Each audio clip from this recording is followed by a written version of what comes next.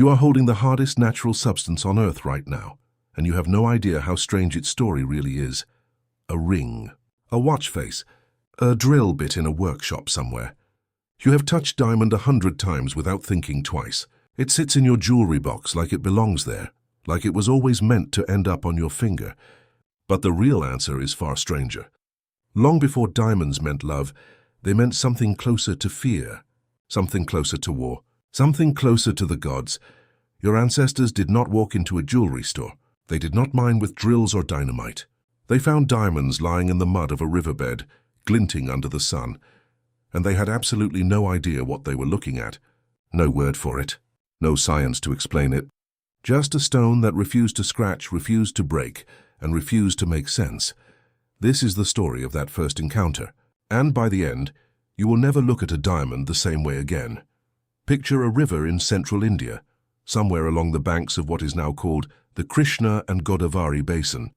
The year could be anywhere between 700 and 300 BCE. Nobody knows the exact date because nobody was writing it down. A person crouches at the water's edge, sifting gravel with bare hands, searching for something else entirely. Maybe gold, maybe nothing at all, just the idle motion of hands in water, and then a flicker. A small clear stone catches the light in a way nothing else around it does. It is not gold. It is not glass. It has no color, no shine like metal, yet somehow it throws light back harder than anything else in the riverbed. Your ancestor picks it up, turns it, tries to scratch it with a fingernail. Nothing happens. Tries a piece of flint. Nothing happens. Tries another stone entirely. Still nothing. In a world built entirely from what could be shaped, sharpened, ground, or broken, this tiny pebble refuses every single test. That single moment, repeated by dozens of unnamed people across dozens of riverbanks over dozens of generations, is the true birth of the diamond as a human idea. Not a gem yet, not a symbol of love, just an unbreakable mystery pulled from mud. Here is what modern geology tells you, something no ancient person could have known.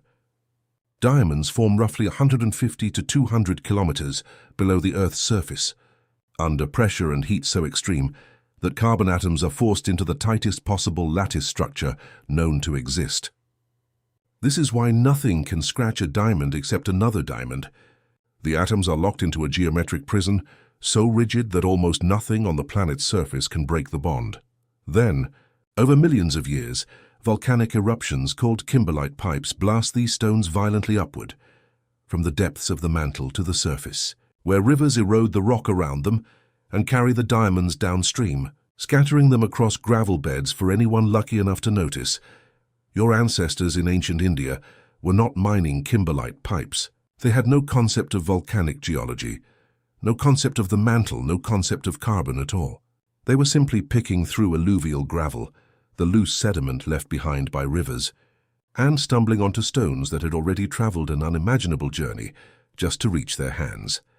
Geologist Alfred Bonney, writing in the early 20th century, was among the first Western scientists to seriously study how India's ancient diamond deposits formed this way, tracing the stones back to eroded kimberlite and lamproite sources scattered through the Deccan region.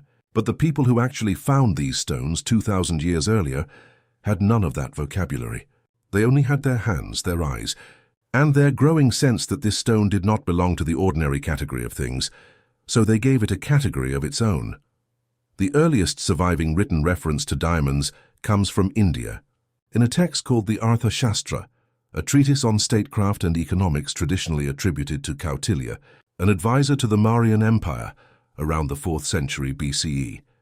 Buried inside its dense instructions on taxation and trade cites something remarkable, a section that classifies diamonds by size, color, and clarity, and assigns them a tax value distinct from every other gemstone.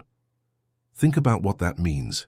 By the time anyone bothered to write laws about diamonds, they had already been circulating through Indian society long enough to need regulation, long enough to be counterfeited, long enough for the state to care about who owned them and how much they were worth. The written record does not capture the discovery. It captures the aftermath, the moment a mystery became an economy. Why? Why did an unscratchable pebble become something worth taxing, trading, and eventually killing for? Part of the answer sits in something deeply human. something that has nothing to do with beauty and everything to do with power. Objects that resist destruction have always fascinated people who understand on some level that everything else in their world eventually breaks. Pottery shatters, wood rots, bronze corrodes, flesh fails, but this stone, this strange clear pebble from the riverbed, seemed to exist outside that rule entirely. In a world without permanence, a diamond looked like a small piece of eternity you could hold in your palm. Ancient Indian texts did not describe diamonds primarily as beautiful. They described them as powerful. Sanskrit sources associate diamonds with Vajra, the thunderbolt weapon of the god Indra, a word that also means diamond itself. The connection is not poetic decoration. It is literal. The hardest known substance on Earth became linguistically fused with the hardest known force in the sky, lightning, the weapon of a war god. You can hear the logic forming across generations. If a stone cannot be broken by any tool humans possess, then perhaps it was not made for humans at all. Perhaps it belonged first to something greater, and simply fell to earth for someone worthy enough to find it. This idea did not stay confined to India. It traveled the way ideas about rare and powerful objects always travel, along trade routes that stretched from the Indian subcontinent toward Persia, Mesopotamia, and eventually the Mediterranean world. By the time Alexander the Great's campaigns pushed into northwestern India, around 326 BCE, Greek and later Roman writers had begun encountering diamonds as exotic imports, stones spoken of in hushed half-mythical terms. The Roman naturalist Pliny the Elder, writing in the 1st century CE in his work Natural History, described a stone he called adamas, from the Greek word meaning unconquerable or invincible. It is the same root that eventually gives you the English word adamant. Pliny wrote about adamas the way you might write about a legendary weapon rather than a piece of jewelry. He claimed it could withstand hammer blows on an anvil, that it could only be broken after being soaked in fresh goat's blood. An idea almost certainly false, but one that survived in European texts for well over 1,000 years afterward. Nobody tested it very often, because the stones were far too rare and far too valuable to risk destroying on a superstition. Notice what is happening here. The physical property that first stunned your ancestors on that Indian riverbank, its refusal to break, is the exact same property still driving the myth 1,000 years later on the other side of the world. The stone did not change. The story wrapped around it just kept growing. For most of ancient and medieval history, virtually every diamond in existence on Earth came from India. Not a few, not most, nearly all of them. The riverbeds of the Golconda region, near modern-day Hyderabad, became legendary not because of a city built from diamonds, but because Golconda served as the trading and cutting center, where stones pulled from surrounding alluvial deposits were bought, sold and shipped outward across the ancient world. This gives you something worth sitting with for a moment. Every diamond worn by a Roman senator, every diamond mentioned in a Persian court record, every diamond that eventually made its way into medieval European crowns, began its human story in the same place.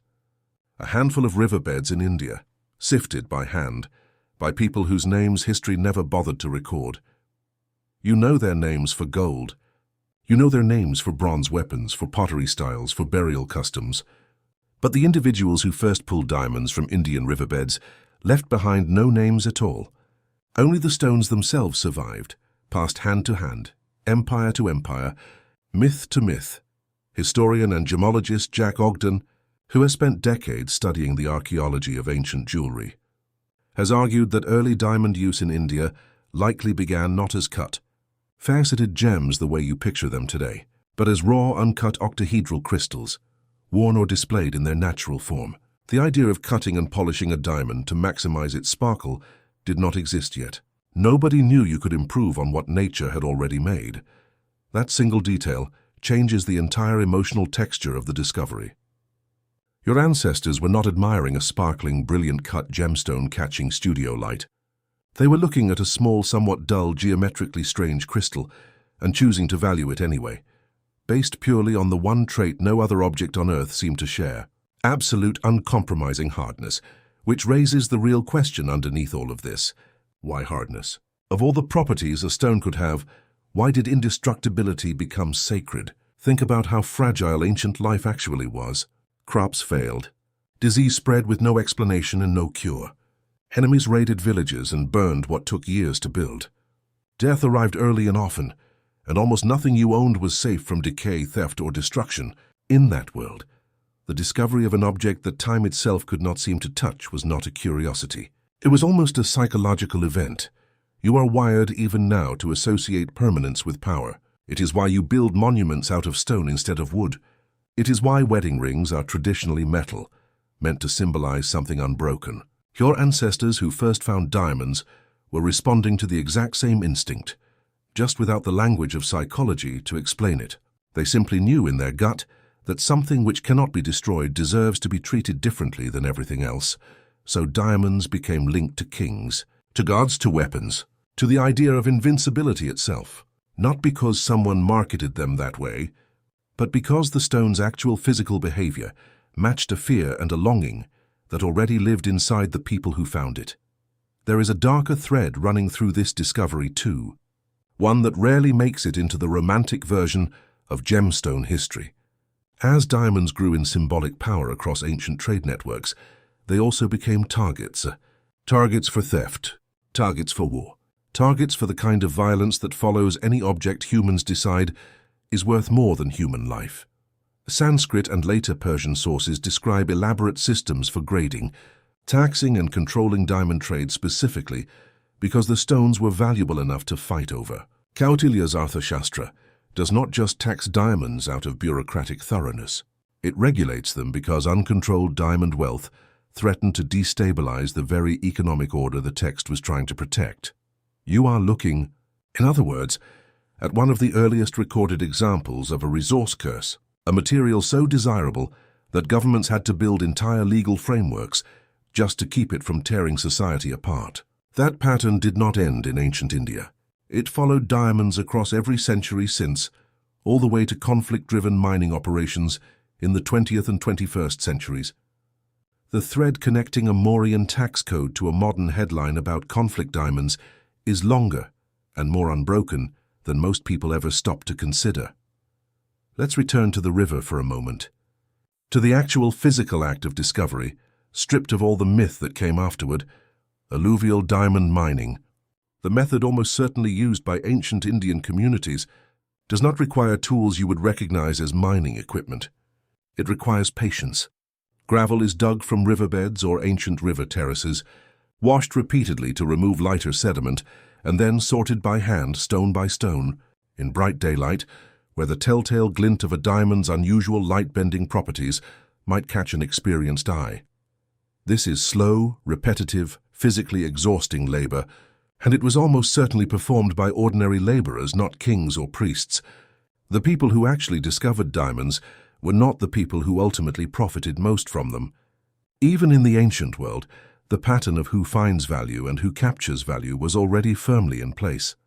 Modern gemologists estimate that ancient Indian alluvial deposits, centered around regions like Golconda, Panna, and the Krishna River basin, may have produced diamonds continuously for over 2,000 years before significant. New sources were discovered anywhere else on Earth. Brazil's diamond deposits were not identified by Europeans until the 1720s. South Africa's far larger deposits, the ones that eventually made diamonds common enough for engagement rings, were not discovered until 1866, when a boy reportedly found a stone near the Orange River that turned out to weigh over 21 carats. Let that timeline sink in for a second. For roughly 2,000 years, from the era of Kautilya to the era of European colonization, nearly the entire world's supply of diamonds passed through Indian hands first. Every civilization that prized diamonds, Persian, Roman, Byzantine, Mughal, medieval European, was drawing from the same original source your unnamed ancestors first discovered on a riverbank. They could not have known would echo for 2 millennia. There is a strange kind of quiet dignity in that fact. No marketing campaign built the diamond's mythology. No corporation invented its meaning. The reputation was earned the hard way, stone by stone, riverbed by riverbed, over centuries longer than most empires managed to survive. By the time diamonds reached medieval Europe in significant numbers, largely through trade routes connecting India to the Islamic world, and then onward to Venice and other Mediterranean trading hubs, The stone had accumulated layer upon layer of belief. Medieval European lapidaries, texts describing the supposed magical properties of stones, claimed diamonds could protect the wearer from poison, from plague, from the influence of evil spirits, from the deceit of enemies. None of this was true in any scientific sense. But notice the pattern one more time. Every single myth attached to diamonds across every culture that encountered them circles back to the same core idea your ancestors stumbled onto at that first riverbank: protection, invincibility, the refusal to be broken. You are not imagining a coincidence when you notice that theme repeating across 2,000 years and 3 continents. You are watching a single, simple physical fact: that diamond is the hardest natural material on Earth, get translated again and again into every language and belief system humans have ever built. The chemistry never changed, only the story wrapped around it kept evolving to fit whatever culture happened to be holding the stone. Let's slow down and sit inside that trade route for a while, because the journey a single diamond took across the ancient world was almost as remarkable as the discovery itself. A stone pulled from the gravel near Golconda did not simply appear one day in a Roman senator's ring. It passed through dozens of hands first. Local traders bought raw stones from the laborers who found them, often for a fraction of what the diamonds would eventually be worth.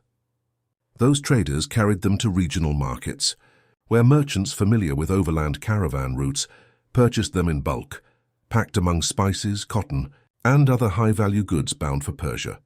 From Persian trading cities, diamonds moved further west along routes that connected to Mesopotamia, and eventually to the ports of the eastern Mediterranean. By the time a stone reached Alexandria or Antioch, it might have already changed ownership 8 or 9 times, each trader adding a markup, each transaction adding a little more mystery to where exactly this impossibly hard stone had actually come from. Some Roman and Greek writers genuinely believed diamonds grew in remote, almost unreachable places, guarded by dangerous creatures or protected by geography too hostile for ordinary travelers to cross. This was not entirely superstition. It was partly a side effect of how tightly Indian sources controlled information about their own diamond-producing regions. Why would a merchant who profited enormously from mystery ever explain exactly where the stones came from? Uncertainty was good for business. Scarcity, real or exaggerated, drove the price higher with every border the stone crossed. You can see, even here, thousands of years before modern marketing existed, the earliest instincts of a luxury economy taking shape. Control the source. Protect the mystery. Let scarcity do the persuading. Centuries later, when the Mughal Empire rose to power across the Indian subcontinent, beginning in the 16th century, diamonds moved from myth into raw political theatre. Mughal emperors did not simply own diamonds. They displayed them as instruments of state power, mounted into thrones, sewn into ceremonial garments, and paraded before foreign ambassadors specifically to communicate wealth and dominance without a single word being spoken. The most famous of these stones, the Koh-i-Noor, meaning Mountain of Light in Persian, is believed to have originated from the same Golconda region alluvial deposits your ancestors first sifted centuries earlier. Its recorded history reads like a chronicle of conquest itself, passing through Mughal, Persian, Afghan, and Sikh rulers, each transfer usually accompanied by war, betrayal, or outright seizure, before the stone eventually entered British possession in the 19th century, following the annexation of Punjab. Notice what has happened to the story by this point. The same physical property that first amazed a nameless person, crouched in river mud, sheer indestructibility, had over roughly 2,000 years transformed into something almost the opposite. The stone itself never changed, but the human relationship to it had shifted from wonder into something closer to obsession. And from obsession into something closer to conquest. There is a reason for that shift, and it says less about diamonds than it says about you. Psychologists who study why humans assign extraordinary value to rare objects often point to a concept called costly signaling, the idea that possessing something difficult to obtain communicates status precisely because it is difficult to obtain. A diamond, sourced from a handful of riverbeds on one subcontinent, requiring backbreaking labor and long, dangerous trade routes to reach a foreign court, was in many ways the ancient world's most effective status signal. Owning one did not just mean you had wealth. It meant you had access, connections, and reach stretching all the way back to a source almost nobody else could touch. That instinct did not disappear with empires. It simply changed shape. The same psychological logic that made a Mughal emperor sow diamonds into his throne is, in a quieter and more domestic form, still operating every time someone chooses a diamond over a less expensive alternative for an engagement ring today. You are not immune to the instinct your ancestors discovered by accident on a riverbank. You inherited it. Let's go back one more time to the actual technology of diamonds, because for most of their history, humans could not do very much with them beyond simply owning them. For centuries, diamonds were valued and worn largely in their raw, uncut form, exactly as they emerged from the ground. The idea of cutting a diamond to enhance its brilliance developed slowly and unevenly. Early Indian and later medieval European lapidaries experimented with simple polishing techniques, but the tools available, other diamonds essentially, since nothing else was hard enough to shape one, made the process painstakingly slow.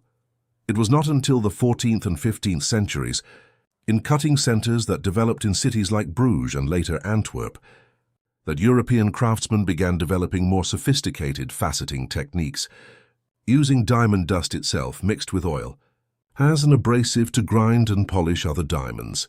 This breakthrough, simple as it sounds, changed everything. A diamond cut with symmetrical facets could bend and reflect light in ways a raw crystal never could, creating the brilliant white fire you associate with diamonds today. Before that innovation, the diamonds your ancestors valued so highly would have looked to modernize, almost disappointing. Dull, geometric, impressive mainly for what they refused to do rather than for how they looked doing it. The sparkle you picture when you imagine a diamond is a relatively recent human invention, layered on top of a much older, much rawer fascination with hardness itself. This detail matters, because it reveals something important about how value actually works. Your ancestors did not need beauty to recognize worth. They recognized worth first, based purely on an object's behavior under stress, and only much later did human ingenuity figure out how to make that object beautiful, to match the meaning already assigned to it. In a strange way, the aesthetics of diamonds were built to catch up with the mythology, not the other way around.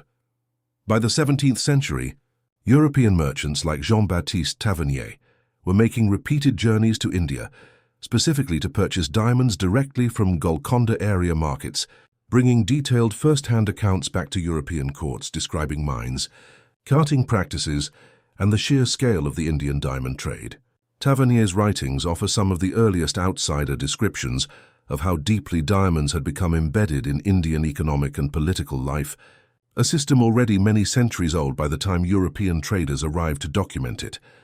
What Tavernier and other European visitors were witnessing, without fully realizing it, was the mature end stage of a process that began with a single unnamed person, testing a strange stone against a piece of flint on a riverbank.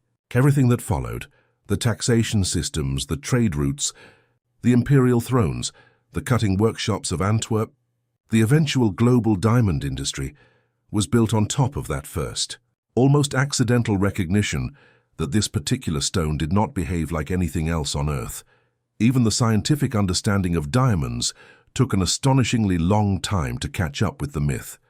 It was not until 1772 that French chemist Antoine Lavoisier demonstrated, through careful experiments involving burning a diamond inside a sealed container, that diamond was actually a form of pure carbon, chemically identical to charcoal and, strange as it sounds, to graphite. For nearly the entire span of human diamond history up to that point, nobody actually knew what a diamond was made of. They only knew what it could survive. Think about that gap. Roughly 2,000 years passed between the first person picking a diamond out of an Indian riverbed and the first person understanding, on a molecular level, what that stone actually was. For almost the entirety of human history with diamonds, the object was defined entirely by mystery, by what it refused to do rather than by what it actually was. That is, in many ways, the most human part of this entire story. You do not need to understand something to value it. You do not need a periodic table or a geology degree to recognize that something rare, something that resists destruction, something that catches light in a way nothing else around it does, deserves to be treated as special. Your ancestors managed that instinctive recognition with nothing but bare hands and a riverbank, thousands of years before anyone could explain why they were right. There is one more scene worth stepping into before this story closes, because it mirrors the very first one almost perfectly, separated by roughly 2,000 years and an entire ocean. In 1866, along the banks of the Orange River in South Africa, a group of children were playing near a farm called de Kolk. One of them picked up a smooth, oddly heavy pebble, drawn to it the way children are drawn to anything unusual, without any expectation of what it might mean. That pebble eventually made its way to a neighboring farmer, then to a trader, then to a mineralogist who confirmed what almost nobody expected. It was a diamond, weighing over 21 carats, later named the Eureka diamond. Read that moment carefully, because it is almost an exact echo of the scene that opened this entire story. No mine, no expedition, no expert searching with purpose. Just an ordinary person noticing that one stone among thousands of ordinary stones behaved differently, caught light differently, refused to be ignored. Within a few short years of that discovery, the region surrounding the Orange and Vaal rivers exploded into one of the largest mineral rushes in human history. Thousands of prospectors flooded into the area that would eventually become Kimberley, digging by hand into what geologists later identified as ancient volcanic pipes, the same kimberlite formations responsible for carrying diamonds up from deep within the Earth's mantle in the first place.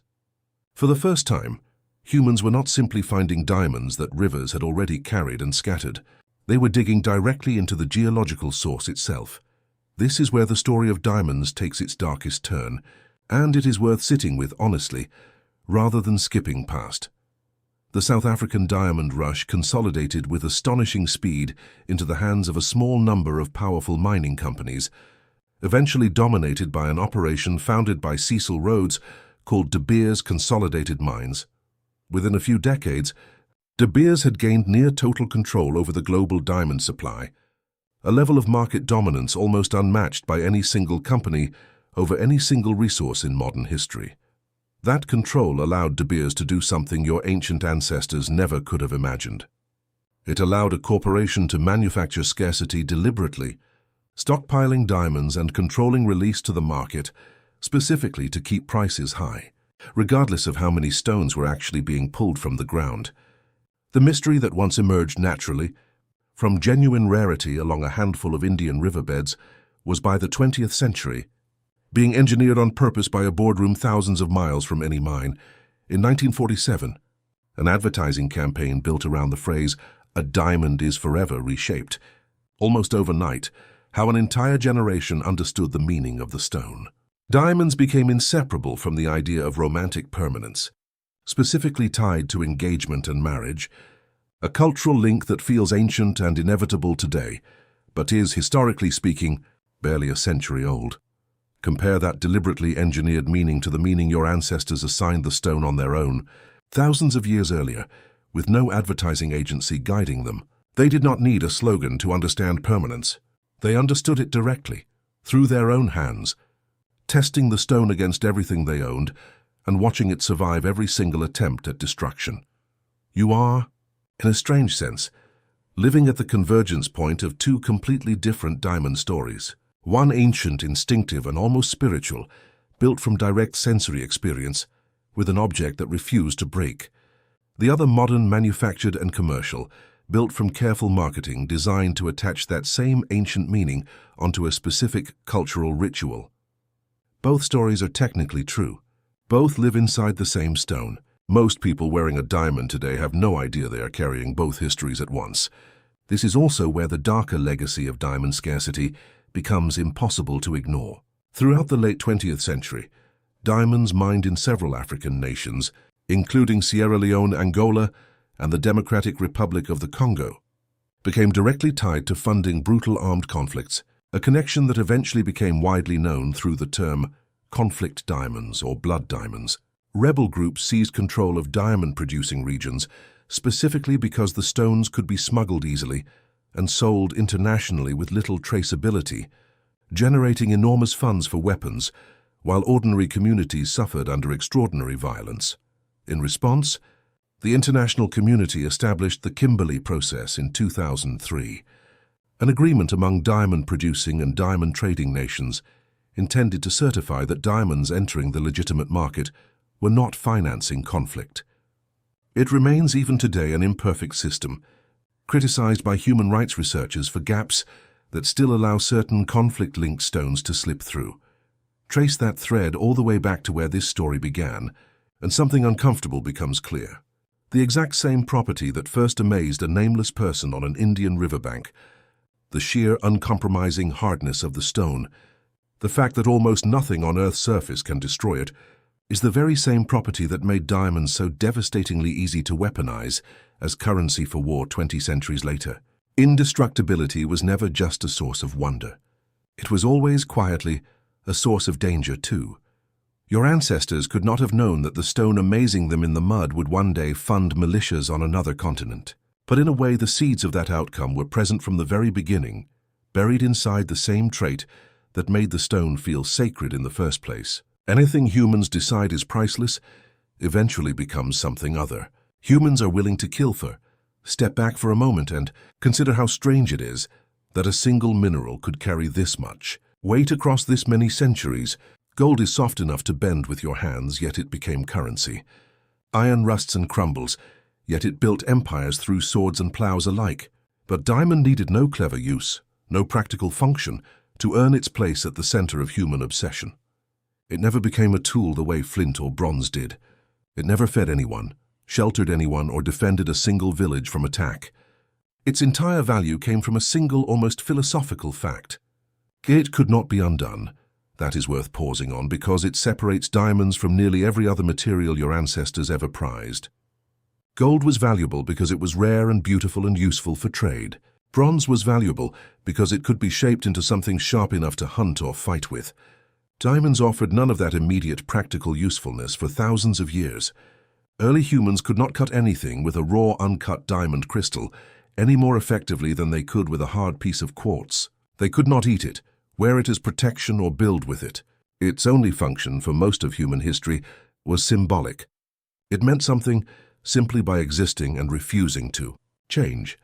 Anthropologists who study the emergence of symbolic value in early economies often point out that humans are among the only species that will trade real, tangible resources, food, land, labor, protection, for objects with no survival function whatsoever.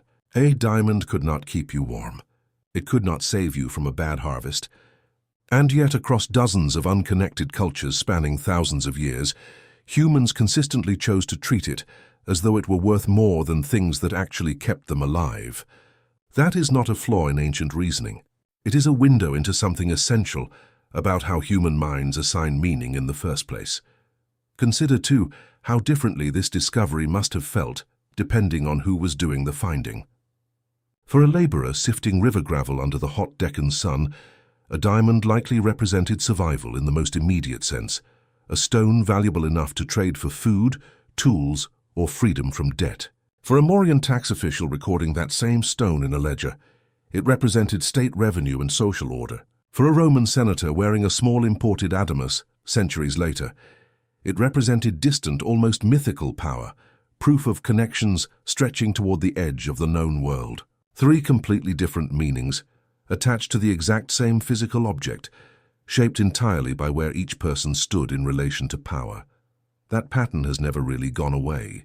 The meaning of a diamond has always depended less on the stone itself and more on the hands holding it, and the distance those hands stood from the person who originally pulled it from the ground. Even the language ancient cultures used to describe diamonds reveals how central the idea of resistance and survival was to their meaning. The Sanskrit term vajra did not simply mean hard object. It carried connotations of indestructibility as a weapon of divine judgment. The Greek adamas did not simply mean strong stone. It meant untamed, unconquerable, a word applied elsewhere to describe warriors who could not be defeated in battle. Across two completely unrelated language families, separated by thousands of miles, humans independently reached for the vocabulary of invincibility to describe the exact same physical experience, trying to destroy something and failing every single time. That kind of independent convergence rarely happens by accident. When two unconnected cultures develop strikingly similar language to describe the same physical phenomenon, it usually means the phenomenon itself is doing most of the work. Nobody had to teach ancient Indians and ancient Greeks to associate hardness with divinity and unconquerable strength. The stone taught them that directly, through repeated failed attempts to break it. Modern mineralogists can now explain precisely why every one of those ancient attempts failed. A diamond's crystal lattice arranges carbon atoms in a tetrahedral structure, each atom bonded equally in every direction to 4 neighboring atoms, distributing any applied force so evenly that there is no natural weak point for a crack to begin. Compare that to something like graphite, made from the exact same element, carbon. Arranged instead in loose, flat, stacked sheets that slide apart easily, soft enough to leave a mark on paper. 2 forms of the same atom, arranged differently, producing 2 materials as different as anything on Earth, one nearly indestructible, the other so fragile it crumbles under a fingernail. Your ancestors, of course, had no concept of atomic lattices. They only had the evidence sitting in their palms, and evidence, it turns out, was more than enough. They built entire systems of taxation, mythology, trade, and eventually conquest, on top of a truth they could feel but never fully explain. Long before anyone understood why diamonds behaved the way they did, humans had already decided exactly how much that behavior was worth. There is a reason this story keeps circling back to rivers, to mud, to ordinary hands making an extraordinary discovery by accident rather than by design. Almost nothing about the diamond's rise to global significance was planned by any single person. No ancient ruler set out to invent a symbol of ultimate power. No religious authority decreed that a particular mineral would represent the gods.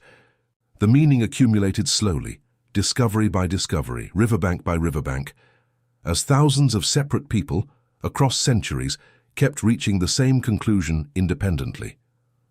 This stone is different. This stone deserves to be treated differently. That kind of slow, distributed consensus is rare in human history. Most major cultural symbols can be traced to a specific origin, a particular ruler, a specific religious text, a founding myth with an identifiable author. The diamond's meaning has no such single origin point. It emerged the way a river carves a canyon, through countless small repeated moments of contact, each one reinforcing the pattern a little more, until the pattern became permanent. Perhaps that is the most fitting detail of all. A stone whose entire identity rests on permanence acquired its cultural meaning through exactly the kind of slow, patient, repeated process permanence actually requires. Not a single dramatic discovery, but thousands of quiet, unremarkable ones, each contributing a small piece to a story none of the individual discoverers could have imagined they were building. So the next time you look at a diamond, whether it is on your own hand or in a display case behind glass, you are not just looking at a piece of jewelry. You are looking at the end of an unbroken chain that stretches back to a nameless person in ancient India, kneeling in river mud, holding a small clear stone that refused every test they threw at it. They did not know about kimberlite pipes or carbon lattices or Lavoisier's sealed combustion chamber. They only knew that this stone was different from everything else the earth had ever handed them. And in that single uncertain moment of discovery, without a word for what they were holding, they created a value that would outlast empires, outlast religions, outlast every single person who ever tried to explain exactly why it mattered. You are still holding that same unanswered question every time you slip a ring onto your finger. The real answer is not that diamonds are beautiful. The real answer is far stranger. Somewhere in your hand right now is a fragment of the one thing your earliest ancestors ever found that refused to break.